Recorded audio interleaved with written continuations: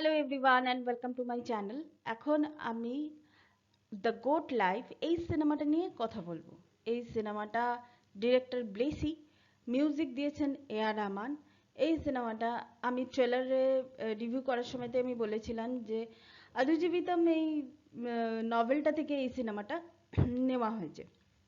এই সিনেমাটা মুখ্য চরিত্রে তো পৃথ্বীরাজ সুকুমারন আছেই, এবং এখানে অমলা পলের একটা চরিত্র আছে, সেটা ছোট কিন্তু এফেক্টিভ এই চরিত্রটা।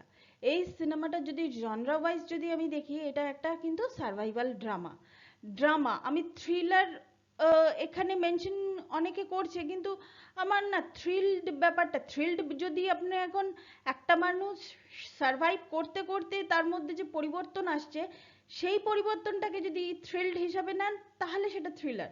কিন্তু থ্রিলার মানে ঘটনার মধ্যে কোনো মানে এমনি কোনো কিছু থ্রিলড কিছু হচ্ছে, মানে সেই রকম আমার কিন্তু কিছু মনে হয়নি। তো যাই হোক, তবু আমি বলে দিচ্ছি এটা একটা সার্ভাইভাল ড্রামা। তো এখানে সিনেমাটাতে কি কি দেখানো হয়েছে, সবচেয়ে বড় জিনিস এই সিনেমাটাতে দেখানো হয়েছে যে আমরা প্রকৃতির কাছে কতটা অসহায়। নেচার, আমরা যেরকম নেচারের মধ্যেই পড়ি না কেন, সে মরুভূমি হোক, সমুদ্র হোক, পাহাড় হোক, মানে যেরকম ভাবেই এই যে আমরা আমরা যারা সমতল ভূমিতে থাকি, আমাদের কি নেচারের সঙ্গে কি আমাদেরকে যুঝতে হয় না? হয়। তো বিভিন্ন ভাবে আমাদেরকে যুঝতে হয়। তো এই সব সিনেমার ক্ষেত্রে এই যে সার্ভাইভাল ড্রামা যখনই হয় না, তখন যে জিনিসটা আমাদেরকে সবসময় বলে যায়, এই এইসব সিনেমাগুলো না হওয়াটা খুব দরকার। আমরা নিজেদের উন্নতির জন্য ধীরে ধীরে ধীরে ধীরে নেচারের মধ্যে যে আমরা ঢুকে পড়ি না, ওই যে প্রত্যেকে না নিজের নিজের একটা বাউন্ডারি আছে। ব্যাপারটা হচ্ছে সেটা, আমাদের মানুষেরও বাউন্ডারি আছে, নেচার আমাদের তো জায়গা ছেড়ে দিয়েছে, আমাদের মানুষেরও বাউন্ডারি আছে। আবার অন্যান্য পশু পাখি প্রাণীদের, এদেরও বাউন্ডারি আছে। মানে নিজের সীমাটা যেন লঙ্ঘন না হয়। তো লঙ্ঘন হয়ে গেলে সেটা অসুবিধা। একজন মানুষ, সে মিডল ইস্টে যাচ্ছে, সে আরো উন্নত জীবনযাপন করবে এই ভেবে, কিন্তু আলটিমেটলি তার কি হয়, তো সেইটা নিয়েই হচ্ছে এই সিনেমাটা। এই সিনেমাটাতে পৃথ্বীরাজ সুকুমারনের যেভাবে ট্রান্সফরমেশন হয়েছে, আমি তো আলাদাভাবে তো মেকআপ আর্টিস্টকে তো আমি, তার তো আমি প্রশংসা করবই। মানে পৃথ্বীরাজ সুকুমারনের চুল থেকে, মানে মাথার চুল থেকে শুরু করে হাতের নখ, মুখের দাড়ি থেকে শুরু করে তার বডি ট্রান্সফরমেশন যেভাবে হয়েছে, আমার যেটা মনে হয় উনি হয়তো রিয়ালিটিতেই হয়তো উনি অনেক কিছু করে হয়তো ওনার চেহারাটাকে কমানো বাড়ানো এরকম জিনিস উনি হয়তো করেছেন। মানে হয়তো কেন, ডেফিনেটলি করেছেন। কারণ এনারা নিজেদের কাজের সঙ্গে না কখনো কম্প্রোমাইজে যায় না। তো এই জিনিসটা কিন্তু আমার খুবই ভালো লেগেছে। এছাড়া এখানে ওই সিনটা আমার খুব ভালো লেগেছে যে একটা মানুষ দীর্ঘদিন ধরে কথা বলতে না পেরে তারপর যখন কথাটা সে বলছে, ওটা কথা বলছে না, অ্যাকচুয়ালি ওটা একটা গোঙানির মতো লাগছে। মানে কথা সে বলতে, মানে বলছে না, কথা না বলতে বলতে কথা বলার অভ্যাসটাই তার মধ্যে থেকে চলে গেছে। তো এইটা এখানে এত, ওই সিনটাকে এত সুন্দরভাবে ডিজাইন করেছে, সেটা প্রকৃতির মধ্যে তুমি গেছো, প্রকৃতি কিন্তু তোমাকে ছাড়বে না। এটা সিম্বলাইজ হিসাবে দেখানো হয়েছে সাপের তাড়া করাটা।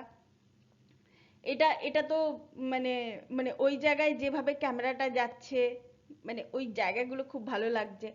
এছাড়া পৃথ্বীরাজ সুকুমারনের চরিত্রটার, তার যে ব্যক্তিগত জীবন ইন দ্য সেন্স কি, আমি এখানে তার সেক্স লাইফের কথা বলছি, সেটা কি করে ড্যামেজ হচ্ছে, ড্যামেজ হয়ে যাওয়ার পরে তারপর মানে তার সাইকোলজিটা কিরকম হয়ে যাচ্ছে, এইটা এখানে দেখানো হয়েছে। এখানে ভালোভাবেই দেখানো হয়েছে, ঠিকঠাকই দেখানো হয়েছে। তারপর একটা যে জল খাবার একটা দৃশ্য আছে, সেই দৃশ্য, এবং সবার শেষে এই সিনেমাটা আর একটা জিনিস আমাদেরকে বলে যে এই যে মানুষ পরিস্থিতির সঙ্গে এই যে মানিয়ে নেওয়া, পরিস্থিতিতে যেরকম পড়বে সেরকম মানিয়ে, মানে পরিস্থিতি, সবচেয়ে বড় কথা হচ্ছে তুমি নেচারের বিরুদ্ধে তুমি যেতে পারো না, একটা টাইমে নেচার কিন্তু তোমাকে আটকাবেই। এটা কিন্তু বিভিন্ন সিনেমার মধ্যে বিভিন্নভাবে, কি হলিউড কি মানে আমাদের এখানকার কি, আমি ভারতবর্ষের সিনেমার কথাই বলছি, ভারতবর্ষের সিনেমা বা আমরা যে যে সিনেমাগুলো আমরা দেখি বা রিভিউ দিই, সমস্ত সিনেমাতেই কিন্তু কোনো না কোনো জায়গায় কিন্তু এই রকম ধরনের সার্ভাইভাল থ্রিলার মুভিগুলো যেগুলো আসে না, বা নেচার রিলেটেড যেগুলো আসে, ওটিটিতেও কিন্তু দেখানো হয়েছে। যে কালাপানি বলে যে একটা সিরিজ এসেছিল, সেটাতেও কিন্তু দেখানো হয়েছে তুমি নেচারের বিরুদ্ধে তুমি যেতে পারো না, আর তোমার একটা লিমিটেশন আছে, ওই লিমিটেশনের বাইরে তুমি গিয়ে কথা বলতেই পারো না।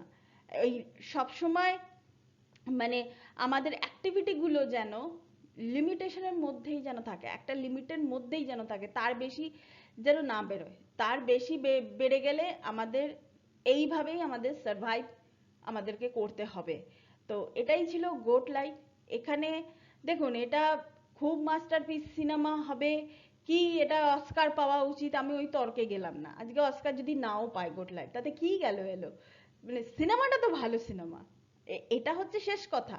সিনেমাটা শুধু ভালো সিনেমা না, খুব খুবই মানে আর কি, মানে কি বলবো, কষ্টদায়ক, এবং আমাদেরকে আঙুল দিয়ে দেখানো যে ওই নিজের সীমানার মধ্যে থাকো। তো এটাই হচ্ছে সিনেমা। আবার কেউ যদি এই সিনেমাটাকে মাস্টারপিস নাও বলে, তাতে কি গেল এলো, কোনো কিছুতেই কিছু যায় আসে না। আলটিমেটলি পাবলিক কি বলছে, পাবলিক কি দেখছে, পাবলিক কি শুনছে, জনসমুদ্র, জনসমুদ্র বলে একটা কথা আছে, এবং জনসমুদ্র ভারতবর্ষ ছাড়া আমি জনসমুদ্র আমি অন্য কোনো দেশে বা অন্য কোনো জায়গায় আমি দেখতে মানে খুব খুব কম দেখেছি যে একটা মানুষ সামনে আসছে, জনসমুদ্র আসছে সামনে। সেই এই যে জনসমুদ্র জিনিসটা খুব কম জায়গায়, কম লোকের জন্য এইগুলো হয়, মানে তাদের মানে ব্যাপারই অন্য রকমের হয়। তো সেই সেই হিসাবে এবং ইন ফিউচারে সবচেয়ে বড় কথা কি, ভবিষ্যতে আজকে পৃথ্বীরাজ সুকুমারন কিন্তু কোন একটা ইন্ডাস্ট্রির তিনি হিরো বা অভিনেতা শুধু নন, একজন স্ট্রং অভিনেতা তিনি শুধু নন, তিনি ভবিষ্যৎকে কি দিয়ে যাচ্ছেন, ভবিষ্যৎ প্রজন্মকে কি দিয়ে যাচ্ছেন। আজ থেকে 20 বছর বাদে দ্য গোট লাইফ নিয়ে কি লোকে আলোচনা করবে, না করবে না? অবশ্যই করবে।